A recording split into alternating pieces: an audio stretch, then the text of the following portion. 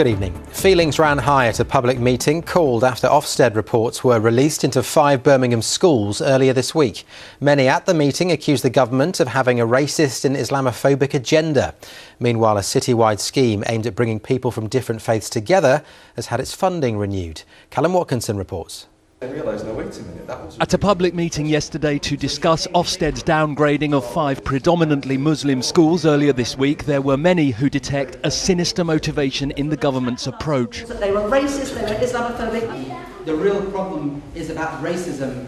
There was anger too at what Muslims see as an unjust targeting of their community. This is what should be done. Definitely making them feel intimidated and vilified, and making a lot of them feel like they're targeted as a community. I just think it's a continuation of attack on the Muslims. I'm not very happy with that. We feel we're being targeted. We feel all we're doing is every day you wake up and what's best for your children. This soup kitchen in Lozells is part of a programme that aims to bring different faith communities together, one of 149 such projects in Birmingham. They were celebrating today after a new round of funding was approved by government. The guest of honour told me why community cohesion is so important in our city. Over 186 nationalities can be found in Birmingham. It's a great world city with the adventure of getting to know people who we wouldn't otherwise get to know. Back at the meeting, a local vicar who is also a governor at one of the schools said Ofsted's approach isn't helpful to community relations, but that people will, in the end, stick together. I think having something like this come crashing down in the middle of a community is a little bit like throwing a bowling ball at a load of pins. It scatters everything everywhere and tends to cause trouble where you least expect it.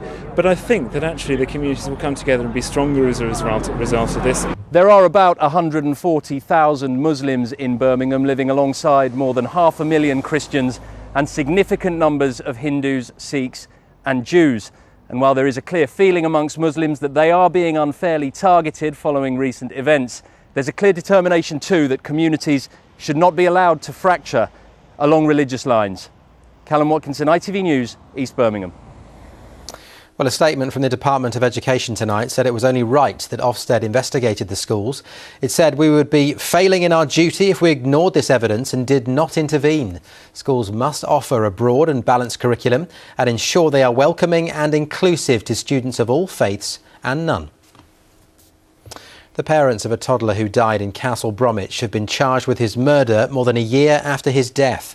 22-month-old Levi Blue Cassin was found dead by paramedics at a house on Nightingale Avenue in February 2013.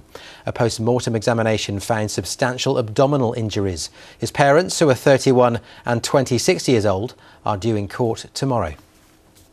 There's concern tonight about a salmonella outbreak in Birmingham as 23 people at Heartlands Hospital in Bordesley Green have gone down with the bug. 19 of those people are patients, 4 are staff. 8 people remain in the hospital, which has restricted visiting on 8 wards to contain the outbreak. The hospital is investigating the cause and officials say they're doing everything they can to stop it. And if you go to our website, you can get advice and information about salmonella and what you can do to stop it spreading. Next, firefighters were called to a burning bus in Coventry just 20 minutes after a national strike over pensions began. Crews were called to a double-decker that had burst into flames near Warwick University. Nobody was hurt. Stagecoach says it's too early to say what caused it, but it's thought it started in the engine compartment. A man who's missed his friend's stag do because of delays in passport applications says he's distraught. The Home Secretary says urgent cases will be fast-tracked, but Daniel Nicholas says he could also miss out on a holiday to Tenerife next week. Victoria Davis reports. Daniel Nicholas may be packing his suitcase, but he has nowhere to go. He should be on a stag do wearing this T-shirt. Instead, he's stuck at home in Bromsgrove because his replacement passport still hasn't arrived. The stag do I was supposed to be getting on today. I'd have landed now, I'd been in Budapest, but unfortunately my passport didn't come back in time, which I sent off on the 18th of May. And I've made numerous amounts of phone calls, emails regarding it. I feel devastated. My friends, they're pretty disappointed I'm not going also. And it's just really annoying, to be honest, really annoying. Daniel tried to upgrade his passport application so it could be fast-tracked, but there's still no news. And now it looks as though another holiday could be missed, as he's due to fly out to Tenerife on Tuesday. I'm more worried now about Tenerife next week. It's £1,000 that I've spent, and I'm most likely to lose it all. It's been revealed that HM Passport Office has a backlog of 30,000 applications because of an increase in demand. These are what's claimed to be boxes of unopened applications at one of 7 centres across the country. Today, the Home Secretary faced tough questions from MPs. Why has it taken so long for this problem to be recognised and for measures to be taken to address this issue? The issue of the increase in demand was recognised. It was recognised earlier this year. HM Passport Office put steps in place to deal with that increased demand. It is clear that further steps need to be taken, and they are being.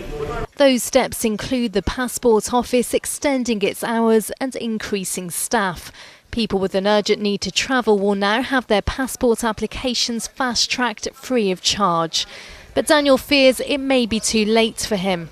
Currently, the only way he's going to take part on the stag do is through Facebook. Victoria Davis, ITV News, Bromsgrove.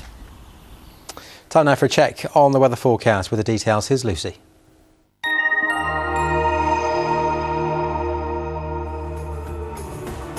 What's in store for today? ITV Local Weather, sponsored by CenterParcs. Hello, well, a slight change in the weather as we head through the next couple of days. More in the way of clouds, potentially some rain as well, and it's going to feel a little bit fresher as a cold front moves in from the north. This radar looks quite dramatic, but we won't see the worst of that rain, just 1 or 2 spots here and there. So then dry overnight tonight for all of us with patchy clouds, quite a muggy night though, and then through tomorrow morning, plenty of sunshine on offer, but the cloud building all the time ahead of that weather front moving in from the north. So some sunny spells in the afternoon, but also the potential for some heavy downpours from late afternoon onwards. Bye for now. ITV Local Weather, sponsored by CenterParcs.